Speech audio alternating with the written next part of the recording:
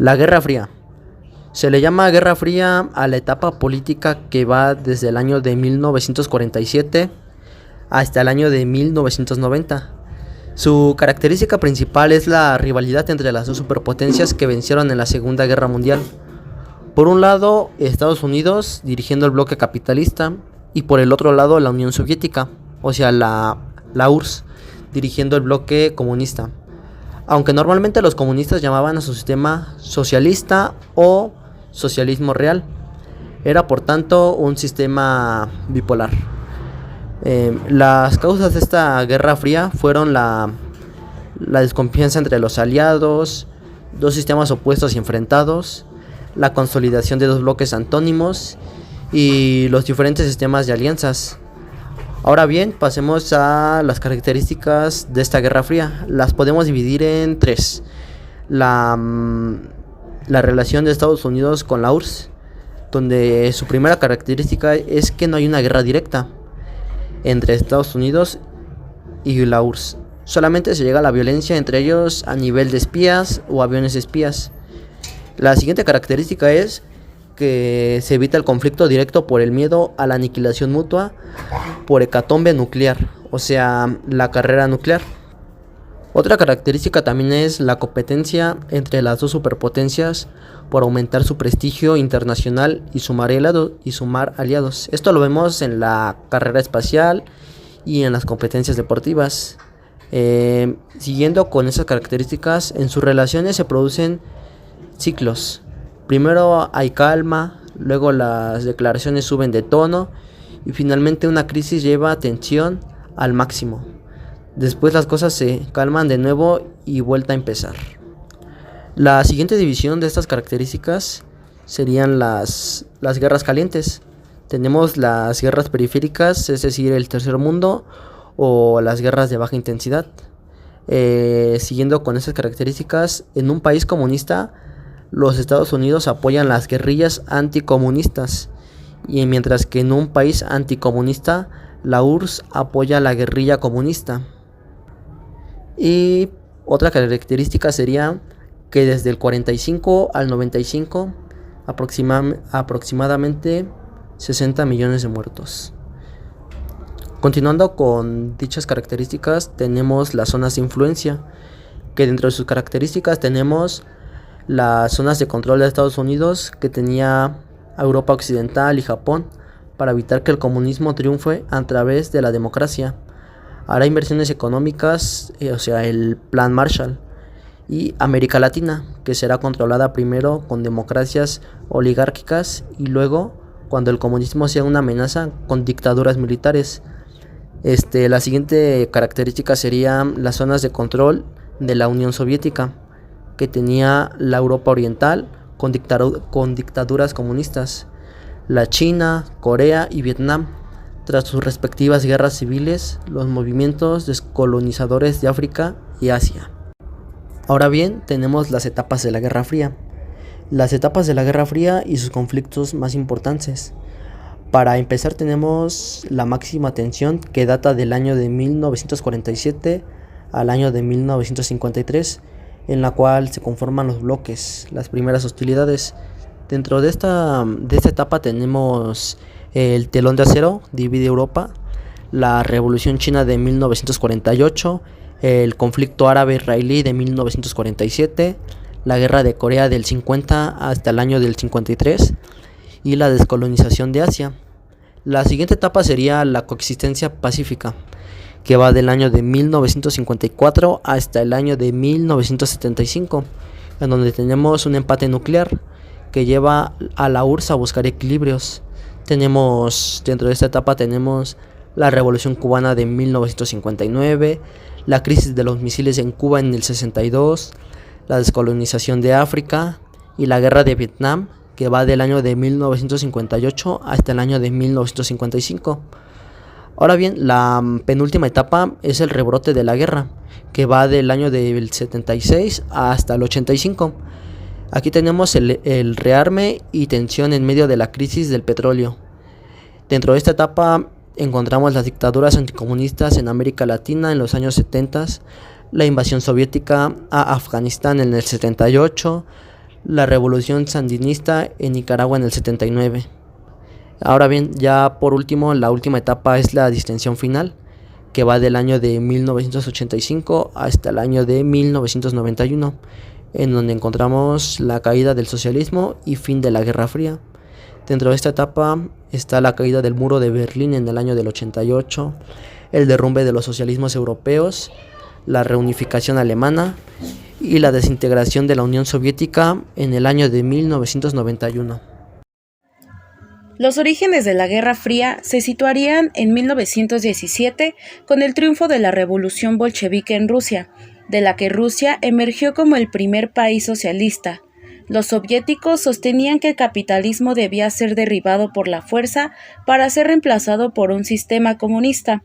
Este fue uno de los primeros eventos que provocó erosiones considerables en las relaciones ruso-estadounidenses, pues Estados Unidos era un país capitalista. Esto provocó que tras el estallido de la revolución, los estadounidenses ayudaran al ejército blanco durante la Guerra Civil Rusa. Finalmente, las tropas del Ejército Rojo, lideradas por Trotsky, resultaron vencedores, marcando así el inicio de una serie de financiaciones y respaldos entre los bandos para derrocar al otro. La Unión Soviética financió y respaldó revoluciones y gobiernos socialistas, mientras que Estados Unidos dio abierto apoyo y propagó desestabilizaciones y golpes de Estado en Latinoamérica. Los países que pertenecían al bloque capitalista son Estados Unidos, Canadá, Reino Unido, Francia, Portugal, Noruega, Dinamarca, Alemania Occidental, Holanda, Bélgica, Luxemburgo, Italia, Grecia, Turquía y España. Es importante recordar que en la Segunda Guerra Mundial, la Unión Soviética y los Estados Unidos habían sido aliados para frenar los planes de Hitler. Ya en 1945, antes de que terminara la Segunda Guerra Mundial, dio lugar la Conferencia de Yalta, que tuvo lugar en el antiguo Palacio Imperial de Livadia, que fue del 4 al 11 de febrero de dicho año, donde se reunieron los jefes de gobierno de la URSS, representado por Stanley, el Reino Unido representado por Churchill y Estados Unidos representado por Roosevelt.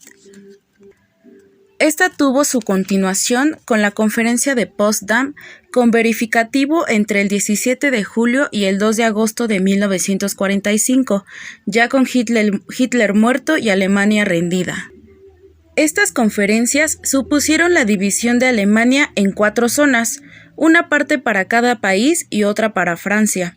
También se trataron asuntos sobre el desarme, la desmilitarización, la devolución de territorios anexados por Alemania, la persecución de los militares de guerra nazis y la creación de las Naciones Unidas, que se fundó el 24 de octubre de 1945 en San Francisco, California. Los Estados Unidos, para frenar la creciente expansión soviética del este de Europa, pusieron en marcha el Plan Marshall, con el que harían salir de la ruina a Europa Occidental y a Alemania Occidental. Esto se resumió en grandes cantidades de dinero que se destinaron para la reconstrucción de zonas afectadas por la guerra, eliminar las barreras al comercio, modernizar la industria europea y hacer próspero de nuevo al continente. Los detractores del Plan Marshall argumentaron que esta era una muestra de imperialismo económico estadounidense. Este plan estuvo operativo durante 4 años, desde 1948. En 1949, los Estados Unidos promovieron la fundación de la OTAN, Organización del Tratado del Atlántico Norte, una alianza militar y gubernamental que constituía un sistema de defensa colectiva entre sus miembros. Los socialistas, para contrarrestar la alianza de la OTAN, firmaron el Pacto de Varsovia o Tratado de Amistad el 14 de mayo de 1955 en Varsovia, Polonia. En el año 1950, tras el inicio de la Guerra de Corea, Estados Unidos saltó en la defensa de Corea del Sur tras la invasión de Corea del Norte, que pertenecía al bando comunista. El alto al fuego llegó en el año 1953, mismo año en el que fallece Stanley. Finalmente, Europa y el mundo quedaron divididos por el telón de acero, expresión usada por Churchill. Alemania, al encontrarse dividida entre ambos bandos, la República Federal Alemana con capital en Bonn del bloque capitalista y en la República Democrática Alemana con capital en Berlín del bloque comunista, fue casi inevitable los constantes roces entre ellos. El bloque comunista implementó controles férreos y pasaportes para impedir que las personas se pasaran de un bloque al otro. Esto se agudizó en 1961 con la construcción del Muro de Berlín. Esta división del mundo en dos bloques se sostenía por el riesgo de que las potencias se aniquilaran unas a otras en una guerra nuclear, lo que obligó a ambos frentes a actuar con cautela en las zonas más conflictivas. Solo una vez estuvo cerca de iniciarse el conflicto. Tras el derrocamiento del general Batista en Cuba por parte de Fidel Castro en 1959, esto generó que en 1961 Estados Unidos intentara invadir Cuba con la invasión de Bahía Cochinos, pero fracasó. En 1962 ocurrió la crisis de los misiles, cuando el presidente Kennedy castigó con un bloque económico a Cuba por la presencia de barcos soviéticos en sus costas, cargados con misiles y apuntando directamente a Estados Unidos. Por suerte, al último momento, Nikita Khrushchev, presidente del Consejo de Ministros de la Unión Soviética, cedió y retiró las embarcaciones. No olvidemos también la carrera espacial, la cual inició el 2 de agosto de 1955. Fue una competición entre Estados Unidos y la Unión Soviética que derivó en una exhibición de poderío y tecnología. Los rusos pusieron en órbita el satélite Sputnik en 1957. Inmediatamente los estadounidenses respondieron con el Explorer 1 en 1958. Más tarde, en 1961, los rusos enviaron a su primer hombre al espacio, el cosmonauta Yuri Gagarin, quien fue el primer hombre en completar una órbita terrestre el 12 de abril de dicho año. Solo 8 años después, en 1969, los estadounidenses enviaron a su primer hombre a la Luna, en el Apolo 11, el cual estaba tripulado por Michael Collins, Buzz Aldrin y Neil Armstrong. Este último fue el primer humano en pisar la Luna, marcando así una nueva era en la exploración espacial y el marcado triunfo de los americanos. En 1985 se desarrolla la doctrina Reagan, la cual venía desde 1980, cuando Reagan ganó las elecciones con la promesa de incrementar el gasto militar y enfrentarse a los soviéticos, ideas que compartía con la primer ministra británica Margaret Thatcher, quien se dedicó a denunciar la ideología comunista. La doctrina Reagan abogaba por la contención y el derecho de los Estados Unidos de subvertir y derrocar los gobiernos comunistas existentes. Finalmente, en 1989, cae el Muro de Berlín, aperturando la frontera de ambos bloques y iniciando el desmembramiento del bloque comunista y el final del telón de acero, marcando así el final de la Guerra Fría. En palabras de Wallerstein, cada discurso ideológico reforzaba al otro, y ninguno se podía mantener sin el contrario. La Guerra Fría permitió a cada bando, en el nombre del americanismo o del helenismo, mantener bien sujetos sus respectivos campos, limpiando sus casas si lo consideraban necesario y reorientando las mentalidades de las generaciones futuras. La formación de la OTAN. Estados Unidos no iba a volver a su tradicional aislacionismo, sino que iba a encabezar un nuevo ordenamiento mundial que exportase al mundo su modelo económico capitalista y, bueno, no tanto a su régimen político democrático. Este predominio mundial se lo disputó con la Unión Soviética, cuya política de la dicha Unión Soviética no llegó a los extremos de beligerancia y agresividad que alcanzó la de Estados Unidos, por lo que dio pie a la formación de la Organización del Tratado Atlántico del Norte, que significa que es la OTAN. Esta fue fundada en abril del año de 1949 para detener el avance del socialismo en media Europa.